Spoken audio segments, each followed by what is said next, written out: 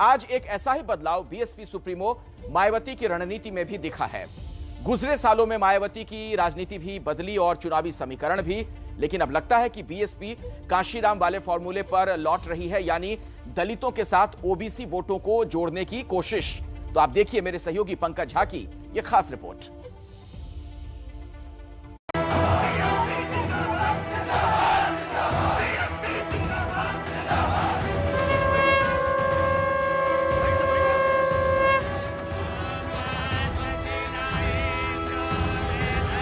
BSP की सरकार बनने पर हर मामले में व हर स्तर पर प्रदेश के अति पिछड़े वर्गों के साथ साथ मुस्लिम एवं जाट समाज के लोगों के भी हित व कल्याण का बीएसपी की यहाँ पूर्व में रही सरकार की तरह ही फिर से पूरा ध्यान रखा जाएगा।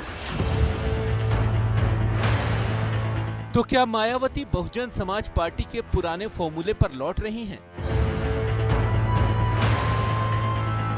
क्या बदले हुए राजनीतिक माहौल में बीएसपी का फॉर्मूला मायावती को कारगर नहीं दिख रहा?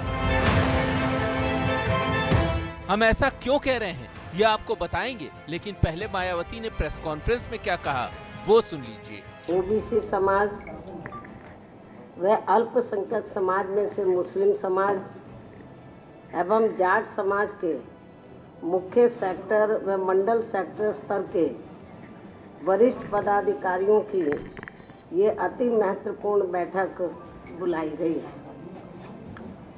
जिनको प्रदेश की केवल सुरक्षित विधानसभा की सीटों पर अपने अपने समाज को बीएसपी में जोड़ने की विशेष जिम्मेवारी सौंपी गई है। मायावती का फोकस उत्तर प्रदेश की आरक्षित सीटों पर तो है ही, साथ ही वो सामान्य सीटों पर भी जीत के लिए जातियों का नया समीकरण रचने में लगी हैं। अनुसूचित जातियां बीएसपी की कोर वोटर हैं। अब मायावती पिछड़ी जातियों, मुस्लिमों और जाटों को साधने में लगी हैं, यानी अनुसूचित जाति प्लस पिछड़ा प्लस मुस्लिम प्लस जाट वोटरों के जरिए मायावती लखनऊ की गद्दी का सफर तय करना चाहती हैं।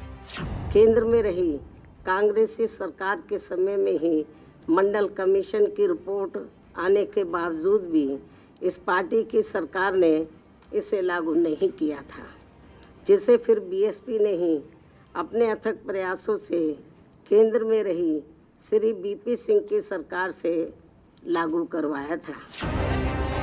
मायावती पिछड़ों को ये बताने में लगी हैं कि आरक्षण की सुविधा उन्हें बीएसपी के चलते मिली है।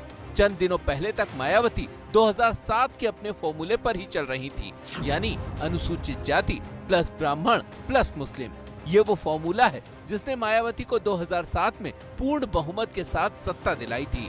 ब्राह्मणों को साधने के लिए इस बार बीएसपी शहर शहर ब्राह्मण सम्मेलन भी करवा रही थी।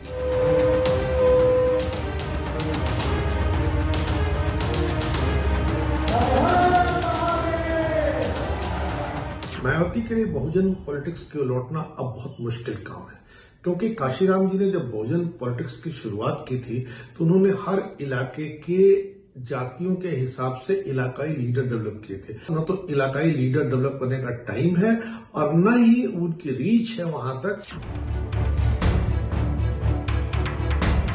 मायावती की नई राजनीति को समझने के लिए आपको 1993 में लौटना होगा, जब इनके गुरु कांशीराम ने मुलायम सिंह यादव के साथ गठबंधन करके यूपी में बीजेपी को रोक दिया था।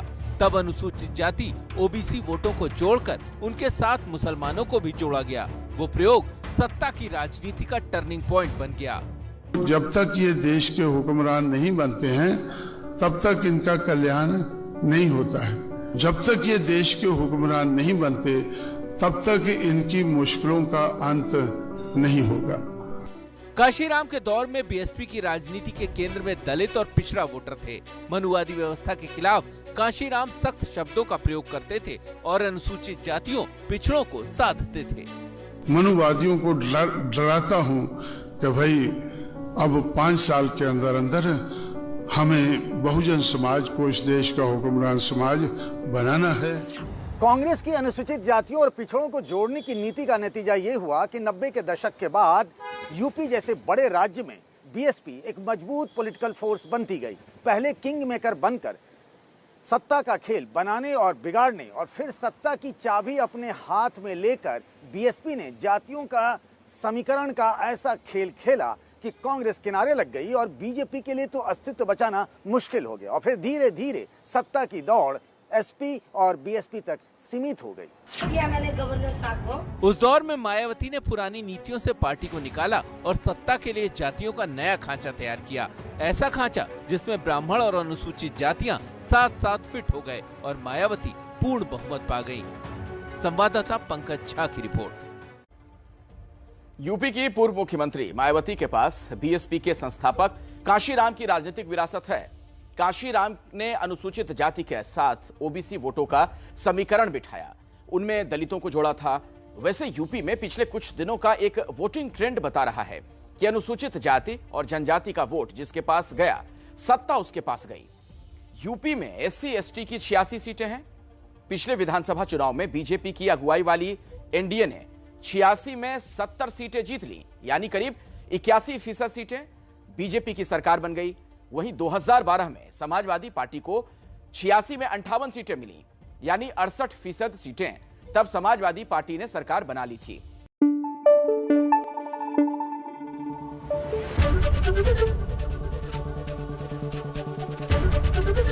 एबीपी न्यूज आपको रखे आगे।